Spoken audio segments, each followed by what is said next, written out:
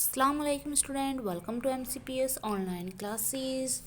I hope you all are doing well. I will continue my chapter. My chapter name is forming bring prosperity. Okay student, in our previous class we have to learn about fertilizer and pesticide, right? हमने fertiliser और pesticides के बारे में पढ़ा था, जिसमें क्या पढ़ा था कि हमें ऑर्गेनिक फर्टिलाइज यूज़ में लेना चाहिए, केमिकल फर्टिलाइजर यूज़ में नहीं लेना चाहिए। उसका क्या रीज़न होता है बेसिकली, अगर हम केमिकल फर्टिलाइज़र का यूज़ करेंगे तो they may cause many different disease. They are like wise skin disease, stomach related restlessness, ये सारी डिजीज़ हमें हो जाती है। जैसा कि स्किन डिजीज़, स्टोमच से रिलेटेड पेट में दर्द वगैरह या सिर दर्द, ये सारी डिजीज़ किससे हो जाती है हमें, अगर हम बहुत ज़्यादा केमिकल फर्टिलाइज़र का यूज़ करेंगे। अब नाउ स्टार्ट टॉपिक, हमारा टॉपिक है स्टोरेज ऑफ फूड ग्रेन। हमें किस तरीके से स्टोर करना चाहिए फूड ग्रेन को। देखो, when the farmer harvests the crop of the field, the most important thing that they worry about it is storage the food grains from the field of packed in sack and taken into secure placing using tractor-embolic cart. Through any other means transportation, it can be room in a house, a cold storage during the stage, and there is no moisture in the ground, no epidemic organism. इसका क्या मतलब है, ये बता रहा है कि जब भी हम खेतों की कटाई हो जाती है, सारा प्रोसेस कंप्लीट हो जाता है, तब हमें अनाज को क्या रखना पड़ता है, हैंड टू हैंड तो हम बेच नहीं सकते। सबसे बेसिकली चीज़ ये है कि कोई भी चीज़ हमारे पास आ रही है तो उसको हम हाथों हाथ तो बेच नहीं सकते। उसको सबसे पहले हमें क्या करना पड़ेगा, इसको स्टोर करना पड़ेगा।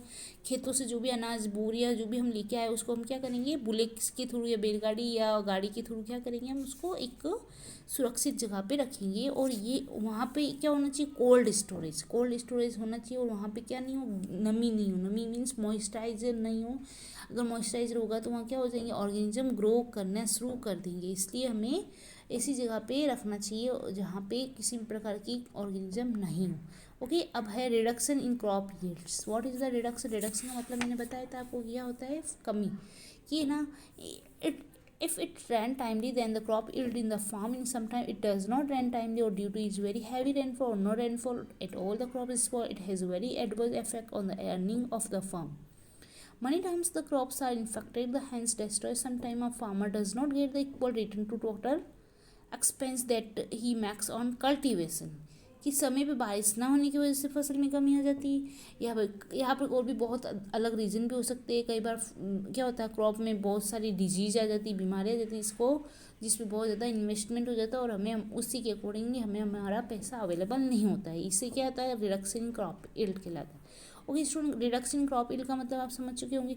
नेक्स्ट हमारा है कि हमें, देखो this table is very important and it's very interesting, कि है ना, cow, buffalo, goat, sheep, camel, horse, ये क्या है, स्काई, भैंस, बकरी, भेड़ है।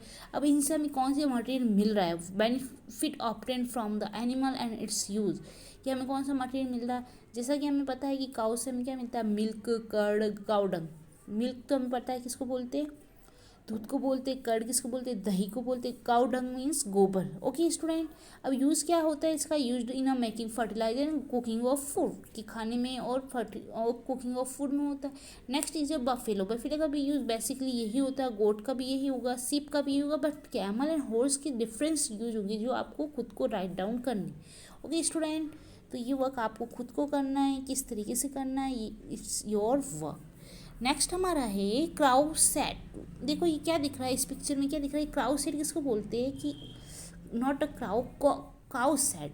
काउ सेट इज जिसमें क्या होता है, गाय रहती है और एक गौशाला, इसको हिंदी में क्या बोलते हैं, गौशाला, जिसमें बहुत बड़ा क्या होता है, एरिया होता है, और उसमें बहुत सारी गाय वहाँ पे रहती है। ठीक है, Nowadays, some people throw the food item left over, the wrappers, plastic bag, animal eat those pigs, this plastic bag collect in their stomach.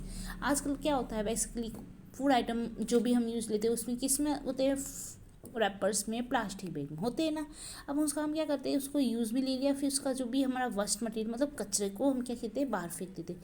But इस बाहर फेंकने से बहुत ज़्यादा प्रॉब्लम क्रिएट होती है एनिमल्स को क्या प्रॉब्लम क्रिएट होती है, सबसे फर्स्ट एनिमल्स को लगता है कि उस पॉलीथीन में कुछ खाने का मटेरियल उसको खाएगा, उसको खाने से इससे क्या होगा, उसकी स्टोमच में वो क्या हो जाएगी, स्टोर हो जाएगी। और सबसे फर्स्ट चीज़ ये कि प्लास्टिक कभी भी डिस्ट्रॉय नहीं होती, इसको ख़राब मतलब वो कभी भी पिघलती नहीं है। अगर हमारी बॉडी के अंदर चली जाएगी तो वो बहुत ज़्यादा हार्मफुल होती है। अगर हमारी बॉडी में हार्मफुल होगी तो डेफिनेटली एनिमल्स की बॉडी में भी हार्मफुल होगी। और क्या करती, intestine block and they die.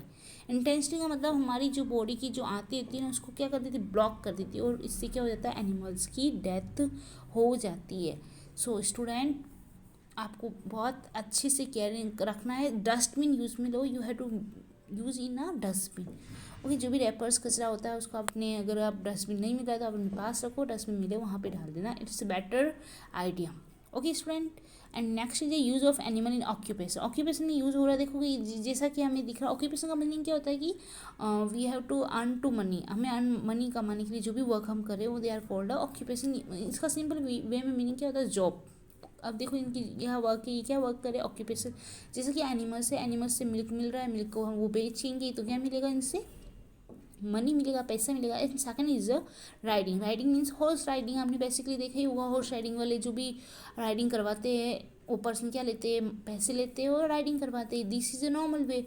अब ये हो गया हाईली वे है, इसमें क्या करवा रहे हैं, हॉर्स राइडिंग करा रहे हैं इन अ बिग फॉर्म में, बड़े फॉर्म में करवा रहे हैं। इसमें इनको ज़्यादा ऑक्यूपेशन, बहुत अच्छा ऑक्यूपेशन, तो ज़्यादा इनकम इनको होगी। That's okay student. In our next class we have to learn about some question answer of this chapter, so please attend the next video. Be careful from. Thank you student.